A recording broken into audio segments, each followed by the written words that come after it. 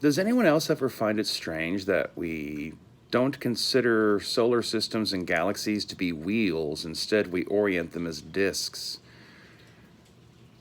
Our maps are literally sideways. Generally, the way we design maps, in most instances, you have the northern hemisphere of the planet at the top of the map and the southern hemisphere at the bottom of the map.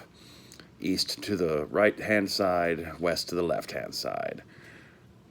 Occasionally, you get those snarky, we're going to turn it upside down and put the South Pole at the top or the North Pole at the bottom, kind of reversed, inversed kind of maps just to make a point. Then there's like the United Nations map where they try to orient everything around the North Pole. All of these are wrong.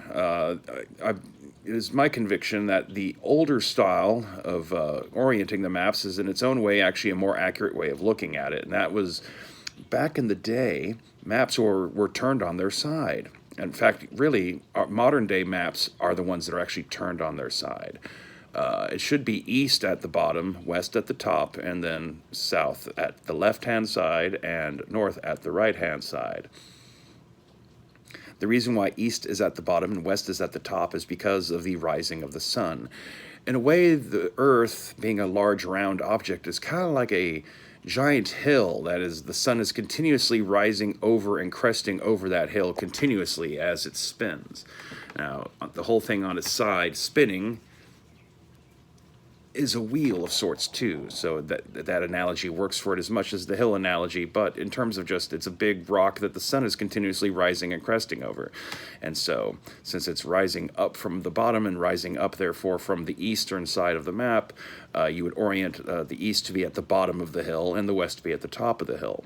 In some ways, I wonder how much this informs a lot of the older traditionalist ancient psychology about Western fetishism. It's not just a European thing. Quite a few cultures in history have had this weird thing about the direction west, and how much of that is because on a cosmological scale, just at least in terms of the Earth itself in a primitive reckoning, the west is where the sun is rising towards, and so if you're trying to head up in trajectory, cosmologically speaking, then you would be heading west on a terrestrial sphere. At some point, a couple centuries ago, we decided to flip all this on its side for some reason, and string the planet and its spin to resemble more the motion of a top spinning on its point, as opposed to a wheel spinning along. And all this has kind of, with it, caused us to orient the solar system on a flat plane, and also orient the galaxies and all other galaxies on a flat plane.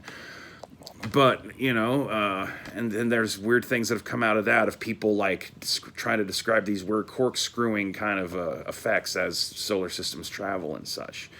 I feel like just putting it back, rotating it back on that axis and orienting everything as wheels, at least in terms of how people perceive things and how they think about stuff. If they're not an actual physicist or astrophysicist, I think that might be a bit more helpful than making everyone think that we're all marbles spinning around a ring on a plate around a center point. And I just feel like in some ways that's a more would lead to a more balanced mapping of the Earth. Unfortunately, because the Earth is round and there's no clear point to cut it at any one place, trying to turn the Earth into any kind of squared two-dimensional map is always going to be a bit of an issue. But the mapping process has been going on for quite some time. I find it strange that just seemed to so universally be adopted. I wonder exactly what the actual origins were of when we decided to turn the maps over this way and start thinking about it the way we do now, where the equator is a lateral band. Is it because of reorienting the Earth by the bands of temperature variance, as being that's what we're kind of trying to create the level system out of, instead of having it be about the rotation and the rise of the sun? I don't know. Just some food for thought. It's a rainy day, not much is going on. Just waiting with nails biting to see how many people are going to quit Twitter and move to Canada. So stay waspinated.